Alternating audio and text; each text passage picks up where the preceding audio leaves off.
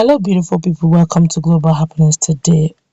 Sunday Adeyemo, popularly known as Sunday Igboho, has been in detention for a while now.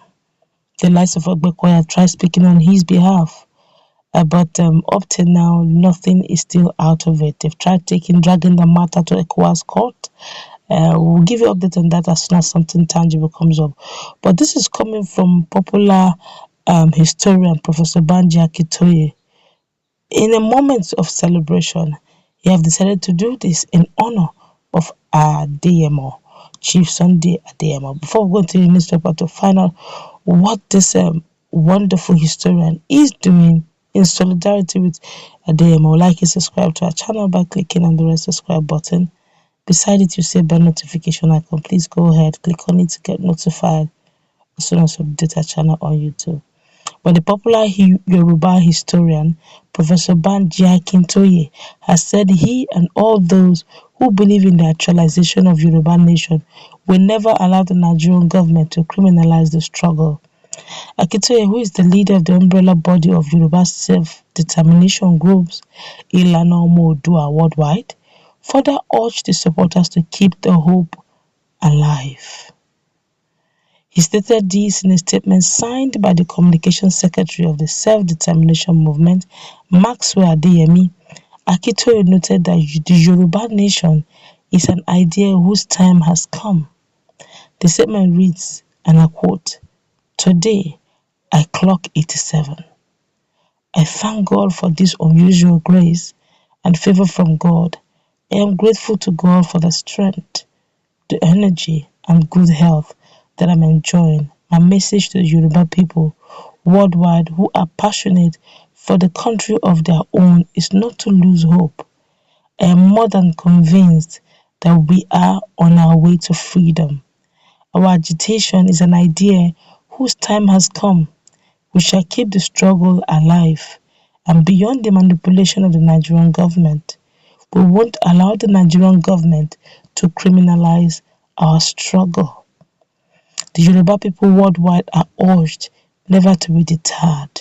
He added that many Yoruba patriots worldwide planned to celebrate my birthday, but I pleaded with them not to do so in honor of my son and one of the heroes of our struggle, Chief Sunday Adeyemo, fondly called Sunday Igboho by all of us. I cannot be celebrating my birthday when Igboho is in detention. Oh, what a father. Oh, even in the midst of his, it's not easy to have to clock the age 87. My God. Indeed, it's the case of aging with grace. But Igboho is in detention. Igboho is behind bars. Igboho have not smelled freedom. And he's saying, all those who are wondering, are you sure this whole issue of Yoruba agitation, Yoruba nation now, will it truly come? If Osha, that is popularly known as Sunday Adeyemo, is in detention and still is in detention regardless of everything. And he has been one of those spearheading it on one side, and Professor Banji spearheading it in legal and learned form on the other side. And all of a sudden, it looks like Igboho has been, crippled. But judging by the fact that he has been detained, not physical crippling now, as in he can't move. In as much as he's in detention, where would he go and start, making agitation, having press conferences? Adeyemo is still in detention, and how sensitive the professor is, Akintoye, have decided not to do any form of celebration. That though he thanked God that he said 87, but Adeyemo is still in detention. And he's now telling others who is beginning to have a little of doubting minds, doubting if this truly would emerge, what is really going on, are there still consultations going on, what is the fate of Igboho, if they all decide to push, will they all be put into detention, and all that, saying, look, don't let them criminalize your agitation, your self-actualization, that he could feel it in him, could feel that the hour and the time has come for Yoruba nation to emerge. While he's talking about Yoruba nation, the likes of Bola Ahmed Tinubu was thinking of presidency come 2023 of the Yoruba extract. And yet, Professor Banji is of the opinion that Yoruba nation is now. And that's to tell you that while some are thinking of leaving and exiting Nigeria, others are thinking of having becoming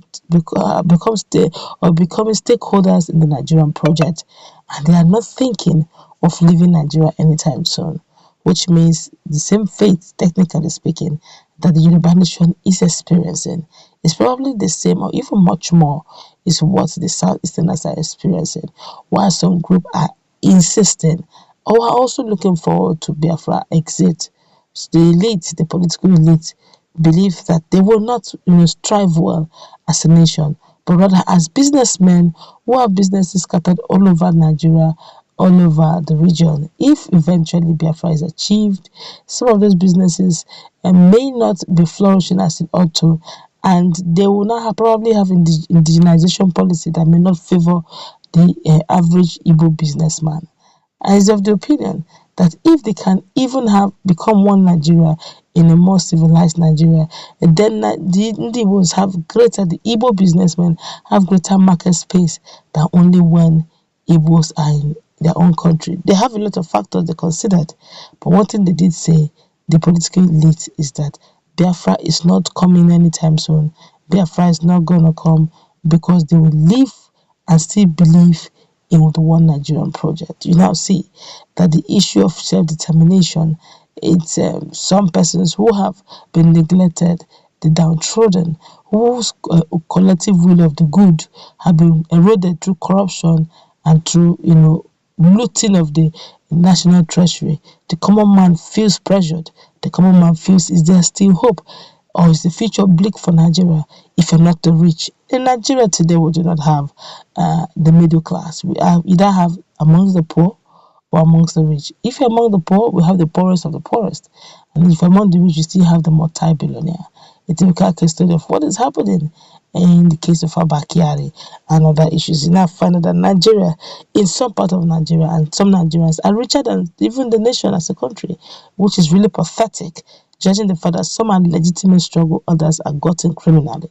Now, with this, the likes of Banji, Professor Banji, is of the opinion that the time and the hour has come for a Yoruba nation to emerge. But the question is, will the political elite of the Southwest agree that Oduduwa's time has come for them, Yoruba nation, Odua, Yoruba nation's hour have come? If they do, which means all their political aspiration has been thrown down the drain. So they may be having a Herculean task to achieve Yoruba nation. The lives of Professor Banji may have a tough time in achieving Yoruba nation because even his own political brother, elite political brothers, will frustrate it from coming to pass. That's going to wrap it up. Let's meet in our conversation, please. What's your take?